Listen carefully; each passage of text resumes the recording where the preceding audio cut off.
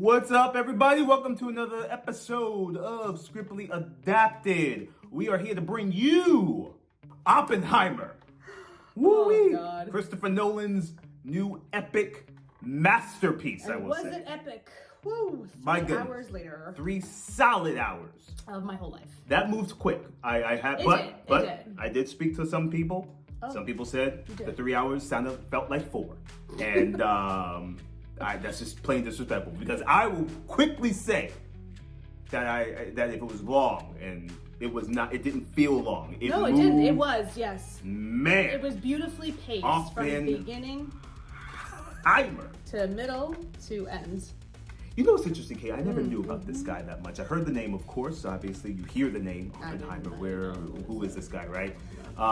But watching the film and watching some documentaries before seeing the film helped me really get to know this John Robert Oppenheimer. And I got to tell you, man. Wait, now his name is John? His name is John. They all called him Robert. No, John Robert Oh Oppenheimer. my lord. So But man, Ooh. the man's a genius. And he had some geniuses around him that essentially created the worst and best weapon of all time. The atomic bomb. Amazing. Nolan is not in my top 5 of favorite directors. He's not. You rave about him all the time. But his films I do sometimes like. I did not like Interstellar. I wasn't into Tenet. But this one is probably in his top 3 I would say films that. he's made of all time.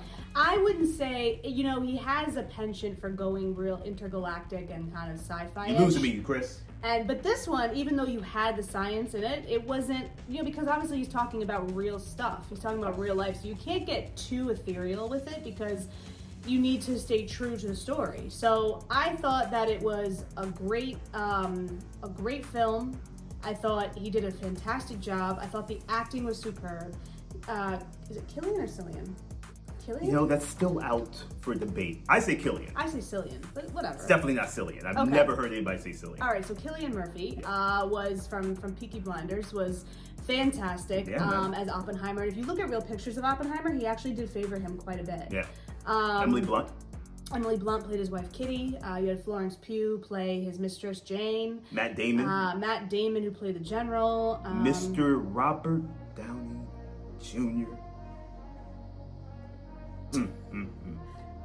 The man was fantastic. Was he though? He just Robert Downey Jr. was fantastic. No, he wasn't bad. I'm just saying he did nothing extraordinary.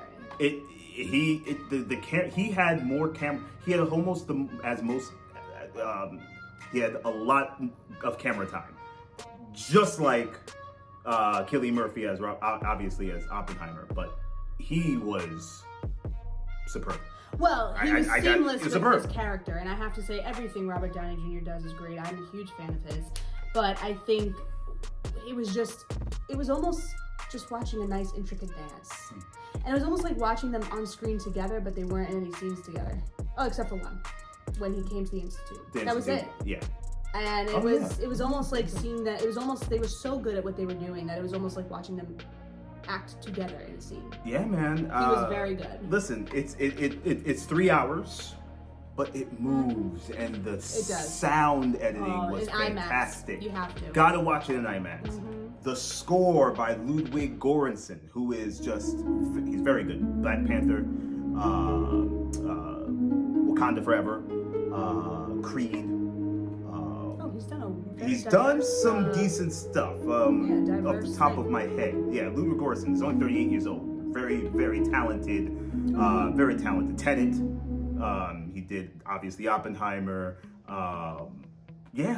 Solid For those all of you that around. don't know, this is about the father of the atomic bomb, Oppenheimer. Yeah. And not only was it about him creating the bomb, it was about the fact that, this is largely during the end of World War II, and then you head into McCarthyism. And so the Communist Party was at large here in the States, and any chance that they could get to blame someone of being linked with the Communist Party they were in it.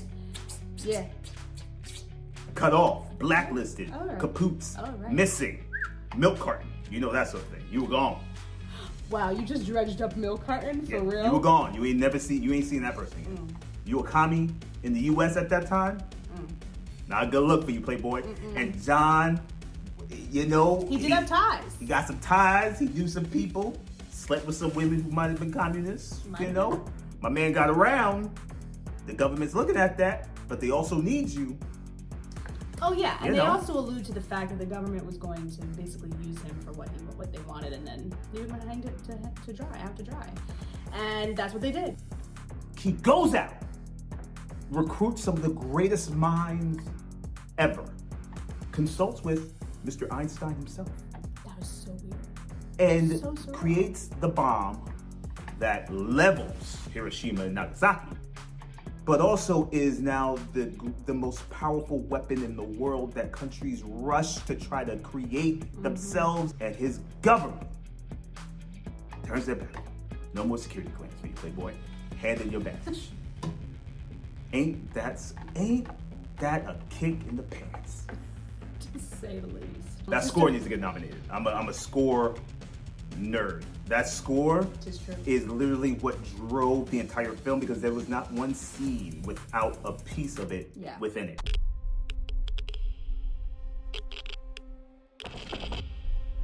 This is a national emergency. Detonator charged.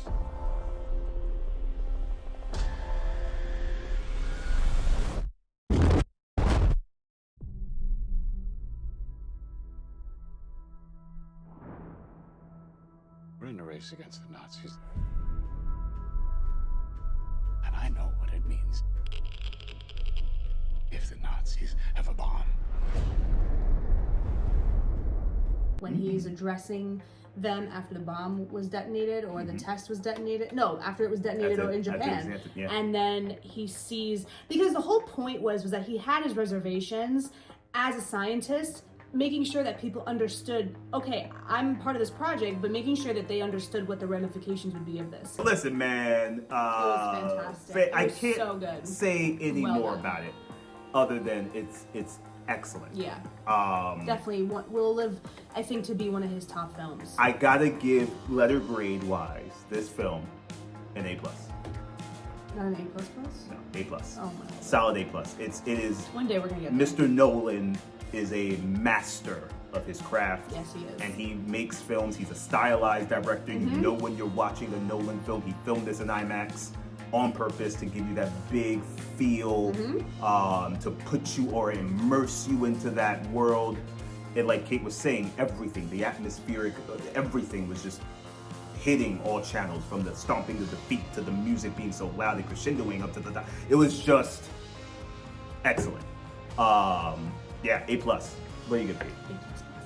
Listen, man, You know what? You guys should go check it out. Oppenheimer in theaters now. Until next time, y'all. Peace out.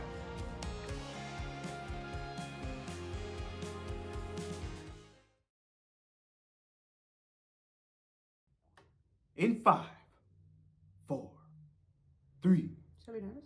2, 1. Kapooey! Boo! Boo!